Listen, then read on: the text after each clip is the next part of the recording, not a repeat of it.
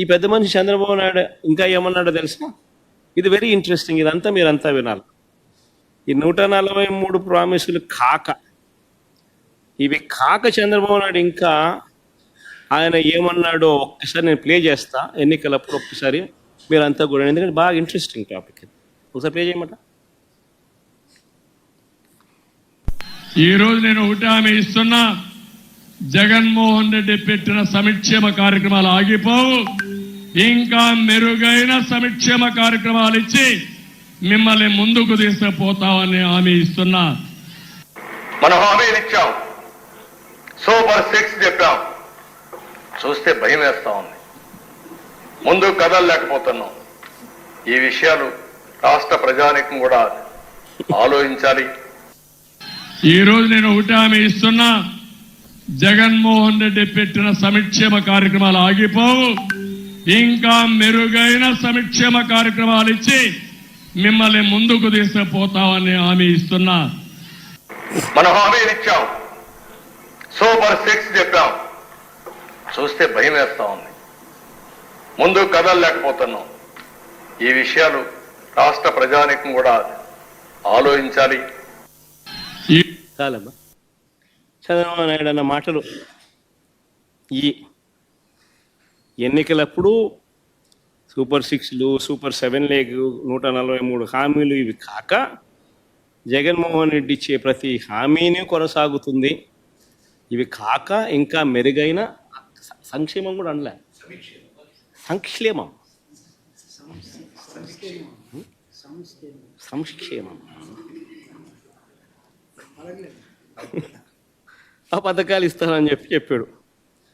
తర్వాత ఏమన్నాడు, ఇదే పెద్ద మనిషి నాడది మళ్ళీ నేడు అసెంబ్లీలో ఆయన అన్న మాటలు ఏమన్నాడు? సూపర్ 6 చెప్పాము, సూపర్ 7 చెప్పాము, చూస్తే భయం వేస్తుంది. ఒకసారి భయం వేస్తుందని అంటాడు, ఒకసారి రహస్యం వింటే చెవులో చెప్పు అని అంటాడు, ఇంకోసారి ఇంకో మాట మాట్లాడతాడు. లాస్ట్కి ఏమో చూస్తే ప్రజలకు అందరికీ కూడా మోసం చేసిన పరిస్థితులు ప్రస్ఫుటంగా ప్రజలందరికీ కూడా కనిపిస్తూ ఉంది. ఈరోజు ప్రతి ఇంట్లో కూడా జరిగే చర్చ ఏమిటి అని అంటే, జగన్ ఉన్నప్పుడు బాగా చూసుకున్నాడు, కనీసం పలావ్ అన్న పెట్టాడు. ఈరోజు పలావు పోయింది, చంద్రబాబు నాయుడు పెడతానన్న బిర్యానీ కూడా మోసంగా మారింది అని చెప్పి ఈరోజు ప్రతి ఇంట్లోనూ చర్చనీయాంశమే.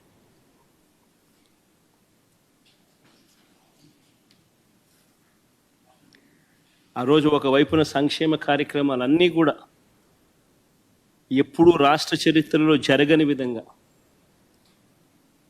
ఎప్పుడూ చూడని విధంగా, దేశంలో కూడా బహుశా ఎప్పుడూ జరగని విధంగా సంక్షేమ క్యాలెండర్ అన్నది బడ్జెట్తో పాటు రిలీజ్ చేస్తూ క్రమం తప్పకుండా ప్రతి ఏడాది లంచాలు లేకుండా, వివక్ష లేకుండా ప్రతి ఇంటికి 2,73,000 కోట్ల రూపాయల డీబీటీ ద్వారా వైఎస్ఆర్సీపీ ప్రభుత్వ హయాంలో ఒకవైపున ఇస్తూనే, మరోవైపున ఎప్పుడూ చూడని విధంగా రాష్ట్రంలో ప్రగతి చూపించాం.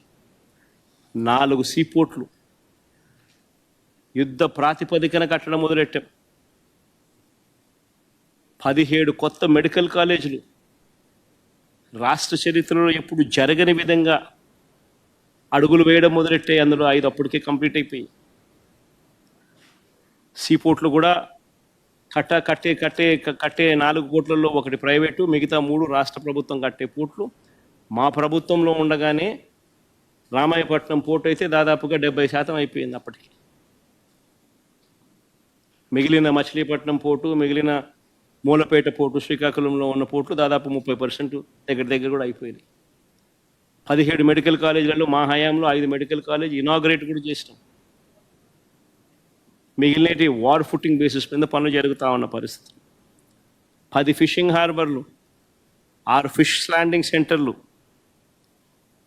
మొట్టమొదటిసారిగా దేశం మొత్తం మన వైపు చూసేట్టుగా ఎప్పుడు చూడని విధంగా టెక్నాలజీని, స్కిల్లింగ్ను పూర్తిగా అనుసంధానం చేసి పూర్తిగా ప్రజలకు చేరువ చేసిన పాలన ఏదైనా ఉంది అని అంటే అది వైఎస్ఆర్సీపీ ప్రయాణంలో జరిగింది.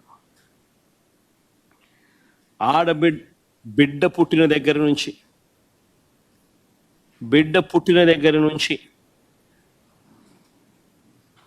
పండు ముసలావిడ అయ్యేదాకా కూడా ప్రతి అవసరంలోనూ ఆ బిడ్డకు తోడుగా ఉండి ఆ బిడ్డకు ఏం కావాలనో ఏ వయసులో ఏం కావాలనో చేయి పట్టుకొని నడిపించిన ప్రభుత్వం వైఎస్ఆర్సీపీ ప్రభుత్వం.